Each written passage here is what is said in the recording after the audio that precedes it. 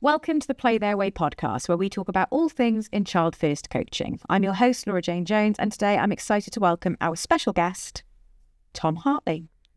Hello. How are you today, Tom? I'm very well, thank you. Enjoying the London sunshine. Oh, it's a lovely day today.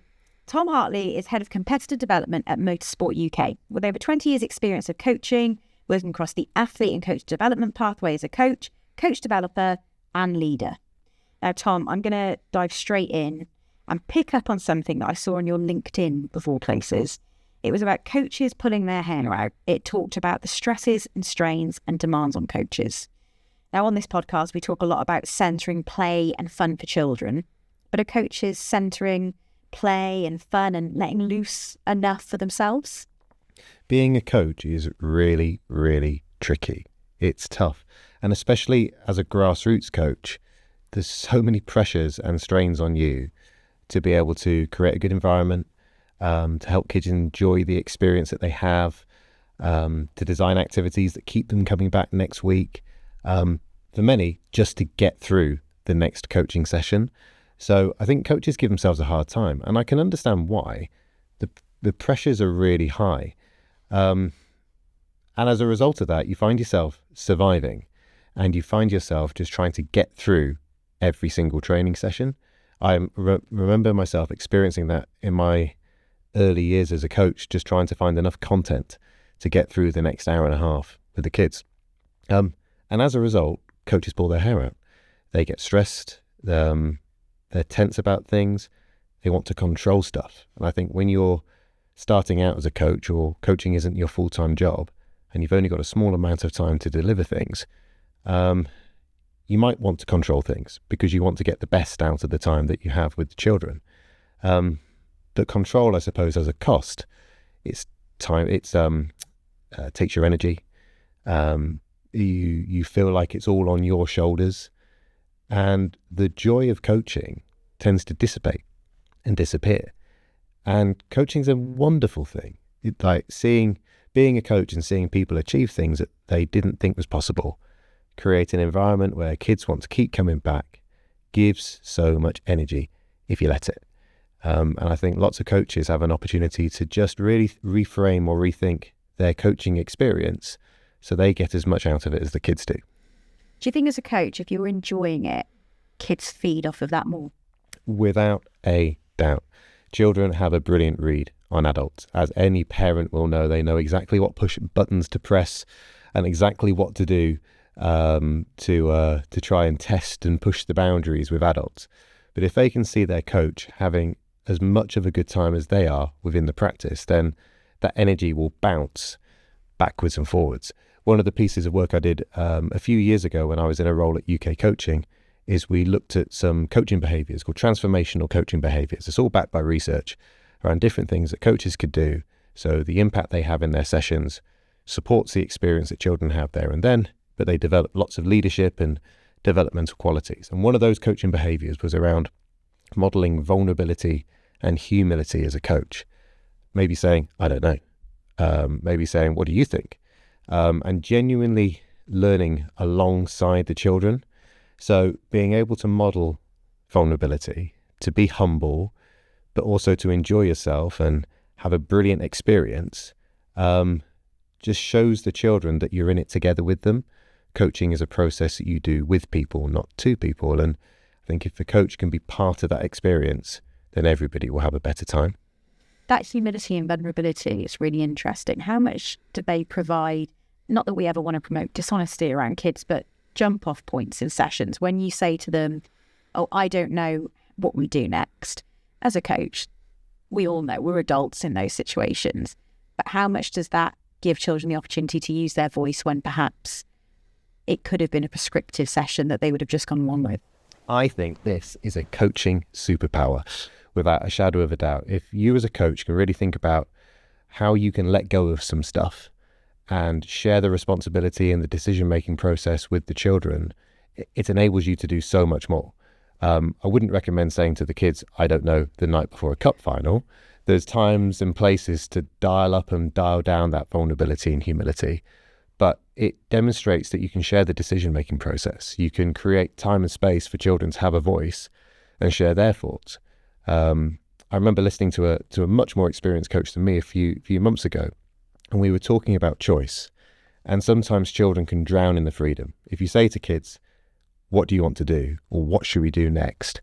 For those who are less experienced, that could be really overwhelming and daunting. It's like asking a 5-year-old, what do you want for dinner? Like, they just don't know what to say. They don't know where to start. But if you offer children an informed choice, so we could play this game, which will encourage decision making. We could play this activity, which will help you with your first touch or whatever it might be. Then all of a sudden, children have got a point of reference to make a much better decision. So as a coach, if you can design those moments into your practice, or genuinely you come about them authentically with the kids and over time they'll practice that, then it's immersive. It's a relational thing. You do it together. We're moving the needle now with coaching, and you're a long-time advocate of Play Their Way and the strategies behind it. By definition, we are putting children at the centre. We've got that message across to people. But has that created a bit of a blind spot? Do we need to now focus a bit more on the doing as opposed to the message? And I think kind of what you've talked about there, I think is probably a really easy access point for coaches. When we're talking about giving children a choice, it doesn't necessarily mean they've got free rein. You're giving them options, is it, in a session? Yeah, totally. Maybe voice and choice are just some different things that as a coach, they're principles you design your session by.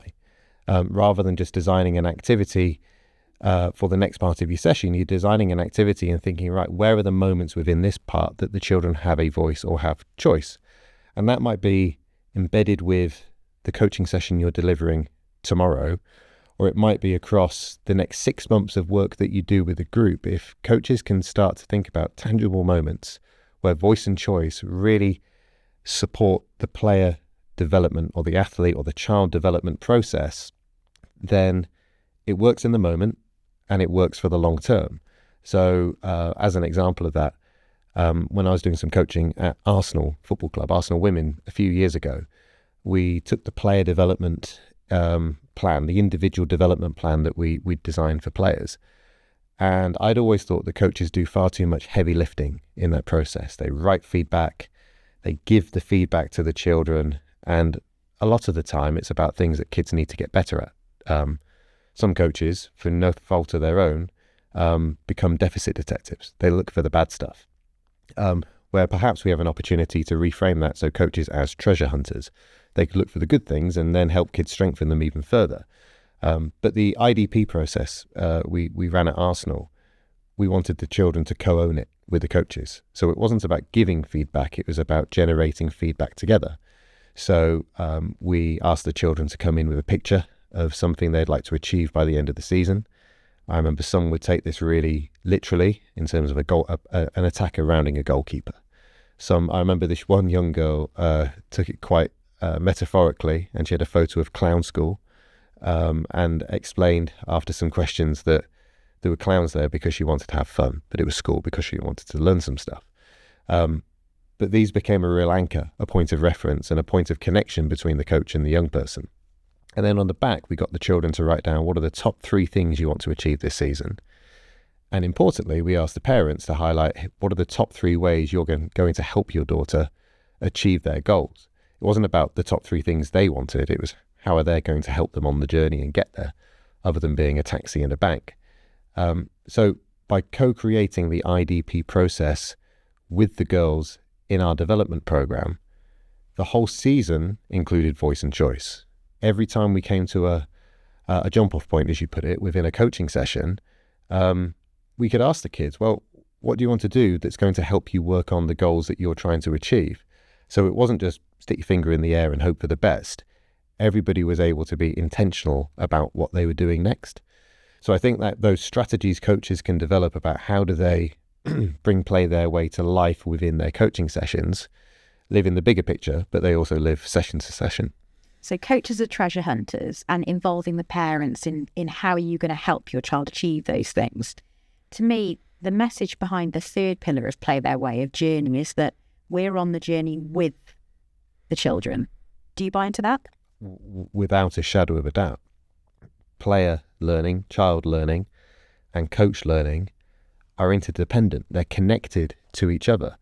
Because if you were to flip it and say that they weren't, if children were growing and developing and learning new things week by week, and the coach wasn't, or they were learning something completely different, then you would sense there would be something quite wrong. So coaches need to be really skillful at noticing stuff, really aware of what's happening around them, expert at like listening and gathering feedback, so then they can reflect and adapt and plan more effectively for what they do next. Again, like from some of my own coaching experiences, I was working with a senior team, and I don't think Play Their Way and this child-first coaching approach, the rights-based approach, is exclusive to just working with children. The principles, the guiding principles of voice, choice and journey fit in any level of sport. You wouldn't ever work with an elite athlete and just dictate to them what do they want to do every week. What should they be doing? And I remember speaking to a player. So this was the Oxford United women's senior team. And I asked her, how do you want to be coached this season? And you could tell she'd never been asked that before. And she said to me, just tell me what to do. And my heart sank for a moment. But I thought, that's okay. That's where she's at. She's probably used to coaches being direct and clear and giving her instructions on what to do. So it tested me as a coach. I thought, right, I need to meet her where she's at and give her the information that gives her the confidence to do what she needs to do as a left back. But over the course of the season, I'll try and coach for redundancy. I'll try and withdraw slightly more and more, and rather than be the problem solver, be the problem setter. So I was able to then stand side by side and say, what do you think? What would you do next time? And almost by stealth through the season, move from telling her what to do to just being a companion and helping her along the journey. Does it challenge you more as a coach when you are using an athlete advocacy model, whether it's a child-first approach or it's an adult who you're coaching? Is it more challenging for you as a coach? Are you learning more all the time whilst you're doing that? I think it's different. It's different to what coaches from my generation experienced in their early years as developing as a coach. I remember through my FA level 1 and level 2 qualifications, it was very coach heavy. It was very instruction based. I remember the old mantra of tell me, show me, involve me. And there was a huge emphasis on telling, which is fine. That was the norm early 2000s to get through qualifications, just as the coaching currency, if you like. But as time has moved on, I think children and young people want something different from their experience of going and playing in sport. We know that generation Gen Z and Gen Alpha want different things from life and their place in the world, and coaching has to evolve and adapt to that.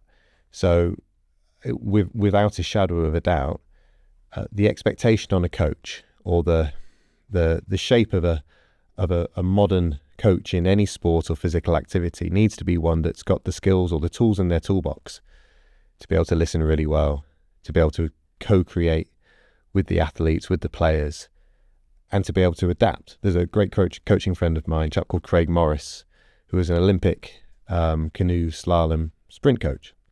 Now, Craig's worked at the highest level of sport, and he talks about being prepared, not planned, being able to be adaptable as a coach, to move with the energy and the flow with the group and the session. And if coaches like him can do it at the highest level, then that for me sets the tone in what coaches should be doing at any level of sport. I guess I asked you that last question because to me, Play Their Way feels a more humanistic way of coaching. It feels like a more natural way to engage with anybody. Is that how it feels when you're there in the moment, as opposed to this prescriptive, old-fashioned model of this is what we're doing, this is how we're doing it, now you go and do it? This is what we're doing. How can you do it? What do you want to do? How can we get this outcome? Is that a more normal way to socialise and involve yourself with kids, do you think?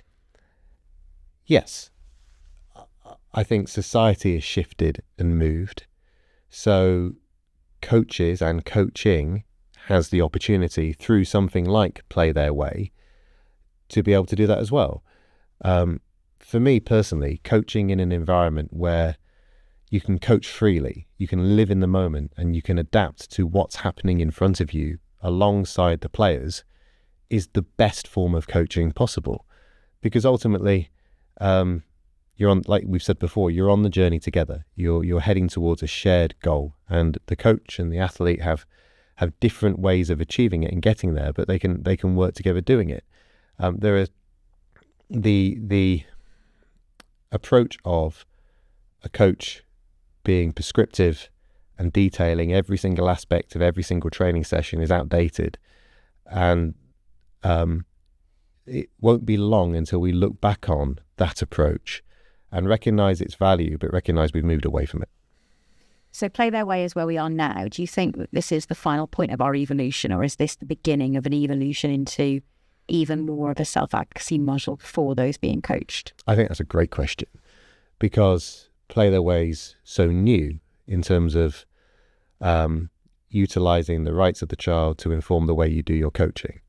And the more coaches who are able to advocate that and design that into the way they design and deliver practices means more children get a better experience and more children are part of the experience, which means their expectation of coming to an activity where they're coached changes.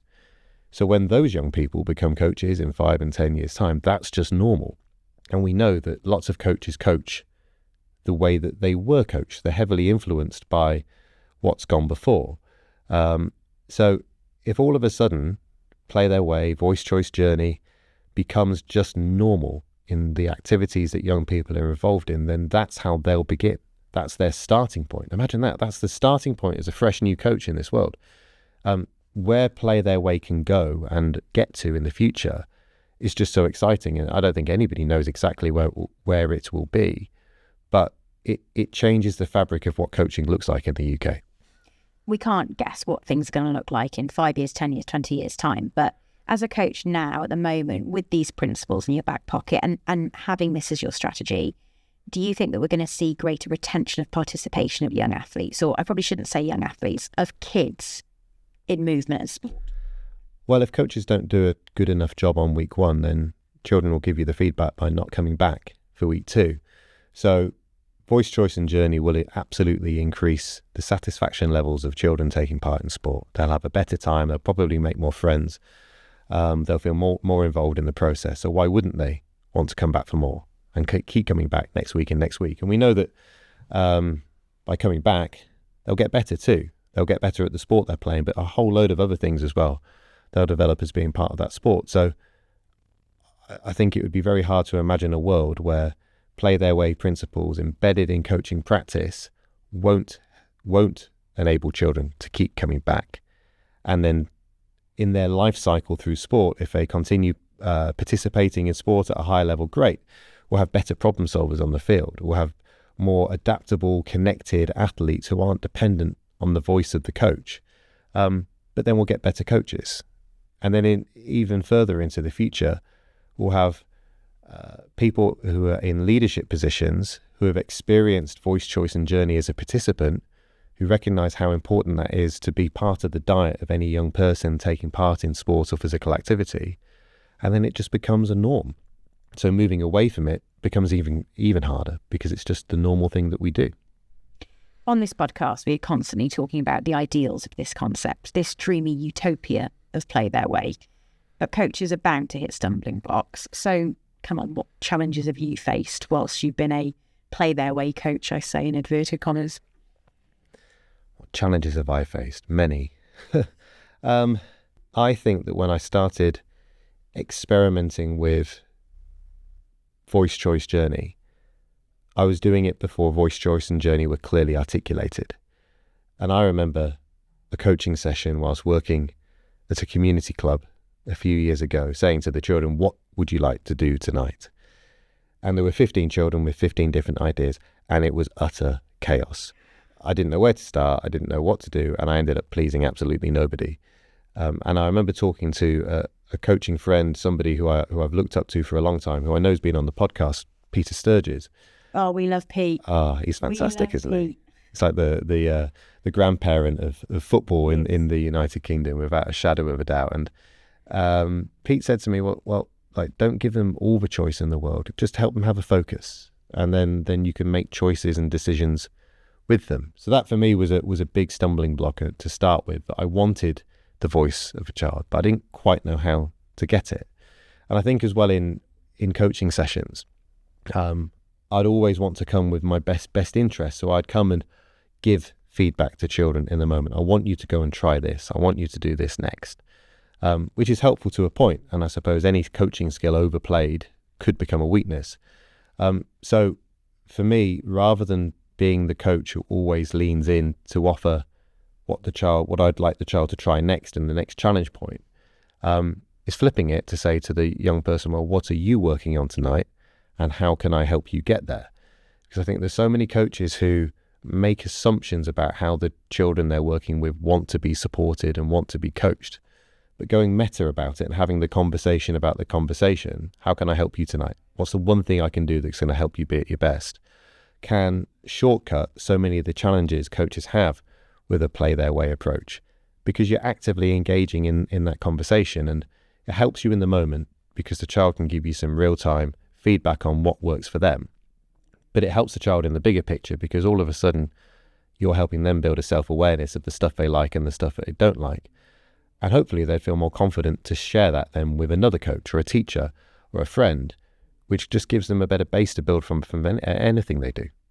So for some coaches, this isn't necessarily a case of starting from scratch. It's about reframing the way they're doing things more than anything, is it? Yeah, absolutely. You don't need to reinvent everything that you know about coaching. And you definitely don't need to disregard all the years of experience that you've had so far. You might just think about typical situations you face in your coaching and approaching them differently. So I think the LinkedIn post you mentioned at the start of the podcast was born out of a fixture that we had for our Oxford United Girls Foundation phase a few weeks ago. And it was our last training session of the season, and a previous version of me as a younger coach, would have led that. I would have made the decisions about the children being substituted, pulled my hair out about equal playing time, because I'm sure for many coaches, especially from team sports, trying to make sure that everybody gets a fair amount of time on the field is a real challenge. And I would have led the tactics. I'd have tried to do absolutely everything. But play their way and the guiding principles around voice, choice and journey just enable you to approach the whole experience differently. You don't just say to the children, run the game, because then they've got no handrails to help them with that. And we built to this over the course of the season. But the question to the children who were the substitutes on the side was, when you come on, I'd like you to think about who you're going to replace and why. And what noticing now in the match that's going to help you make a better decision? And when they came to me saying, well, has Jess been on longer than Phoebe? I kind of put it back to them to try and solve the problem for themselves. So as a coach, adopting these principles, you're not abdicating responsibility. You're not forgetting everything you've learned over all of your other years of experience. You're just adjusting to work alongside the players and alongside the children. So maybe on this week, you might ask more questions and give instructions. And I suppose it goes back to that point about being adaptable and being prepared, not planned. So that LinkedIn post, there was a quote in there that I really want to pick up on because I found it incredibly interesting. You said the more we control, the more friction we create. So what do you mean by that exactly? Well, what you want to achieve as a coach and what the children might want to achieve as a participant could be very different things. And also the process, the way you get there might not necessarily work for the group that you're with. And a good coaching friend of mine, Russell Earnshaw. We've had him on. Oh, look at that. Hey, we love Rusty. So Rusty talks about, well, the only thing coaches can really control are their coaching behaviors and their practice design. And coaches will know this. As soon as their practice begins, everything could go out of the window. So you have to be able to adapt in the moment to work with the children to try and achieve whatever we're going after. So that point around friction could be if the coach is just stuck to the plan, like we're doing this tonight, no matter what I say or what we do, you're going to have kids who their engagement drops, their motivation drops, their behavior becomes challenging to say the least. And if you just stick with the plan, then no one's going to win. But the ability to move away from the friction and just work stuff out together is the thing that is the bit that gives you the energy back. So not being able to be adaptable, only having certain measures of success that haven't been co-created with the kids, taking a view where you don't step into the world of a child. Like if we're working in children's sport and children's activity, got to be able to step back and recognize that those children are arriving with different interests, different motivations, valuing different things to you as the coach. I'm going to name one more person now, and I bet you've had them on the podcast. Alex Twitchin. Oh, I don't know. No, you haven't. So Alex has done some research and lots of things around child-first coaching, works with the Open University. We have had Alex on the pod, yes. Okay, fantastic. And Alex came to Oxford, and we did some like real-time Q&A with the girls around the things that they really value. And we asked the same questions to the coaches about what do we think the children value. And they were the opposite of each other. So the coaches thought like clear learning intentions, structured practices, being the things that the children would want more, like high level skill acquisition and development themes. And the children wanted to know that their coach cares about them, that they can connect with their mates and they can be themselves. So coaches need to bear that in mind, because if the coaches push the things that they want more than what the children want again and again and again, that's where the friction starts. And I'm not saying hand it all over to the children and just do what they want to do. You've got to find the right relationship and swirl of priorities. I think in life at the moment, one of the big conversations we keep having is this fear that AI is going to take over all of our jobs. Now, in a child coaching scenario with play their way at the heart of it, is there a concern that if you get too good at this, those children self-organising, you're going to be redundant? Because perhaps that is the outcome that we're all building towards in these situations. Well, I suppose you could have these two contrasting mindsets of coaching for dependency and coaching for redundancy. And maybe lots of coaches in the past have coached for dependency because their role is important and it's different and it's integral to what we achieve as a group and as a team. But we know that that's not necessarily always worked. We wouldn't be in this position talking about play their way if everything was great in the world. Now, the extreme of coaching for redundancy and the coach not needing to be there, I can't see that ever happening. But actually, if as a coach, you can enable the children in your activities to make decisions, to solve problems, to be involved in the design and the shape of the practice, they'll love it. So they'll want to come back for more. So your role might be subtly different to what it was in the past, but the coaching for redundancy approach just it's never ending because it's so good and the children love it and they buy into it and it's their session. And as a coach, you just need to think slightly differently about the role that you play. I asked you earlier about stumbling blocks and moments of failure, but what's been your greatest success in child-led coaching? First of all, I think it's crazy that I've worked in coaching for so long, and it's only in the last few years that I became familiar with the UN Convention on Rights of the Child. I don't know how coaches do their jobs or how I did my job as a coach without knowing that was a thing. So I would recommend, before I answer the question, that any coach who's interested in child-first coaching goes and takes a look and thinks about what it means to them, because it should be a blueprint that underpins any coach's work who are working with young people. I think back to my time at Arsenal, and there was a young girl involved in our coaching sessions at Arsenal who struggled with stuff, right? Because I think sometimes we can disconnect the person and the player. Coaches might sometimes see the children who turn up to their activities as players and not pay as much attention to the wider context that they're working in quite as well. So there was this young girl who was coming to our sessions and she was struggling with some things away from school. Away from training. She'd just moved schools. Life was a bit turbulent and bumpy. So we worked with her to get a sense of, well, what would you like training to look like and feel like when you come along? What's the experience you want to have? And we didn't ask these specific questions, but we framed it in a way that was really child-friendly. And we were able to identify the one thing that she wanted to get out of training this week, the one person maybe she wanted to connect with or friend she wanted to make. And as coaches, we could just be helpful. We could be a steward to that and guide them along the process. And at the football club, we had some first team senior professionals, real kind of strong female role models. within the sport who we were able to connect this young girl with. And I remember arranging a phone call, a surprise phone call on the way back from training for her one night. And this first team player who was a US international, she called the mum's car phone, and they had a post-session debrief talking about what was great this week. And for me, it was so holistic. It was all about this young person and their experience as a human being, and football was the vehicle to help them rebuild some confidence, to help them feel like they knew their place in the world, and that they could come to our training sessions and be their authentic self. It was like they didn't have to hide part of their personality, but that was only achieved by connection first, by listening really well, by working with this young person. And for that kind of period of like a half a school term, the intention around our training with her was just different.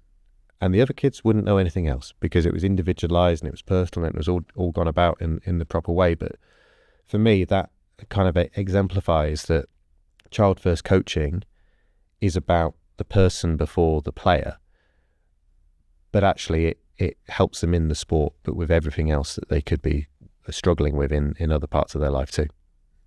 Tom Hartley, I think that's a lovely place to leave this podcast today. Thank you so much for your time. Thank you for joining us. Thank you. And if you've enjoyed listening to the pod, make sure you share it with somebody else. Follow Play Their Way on social media, at Play Their Way on TikTok, X and LinkedIn, and at Play Their Way UK on Facebook and Instagram. See you soon.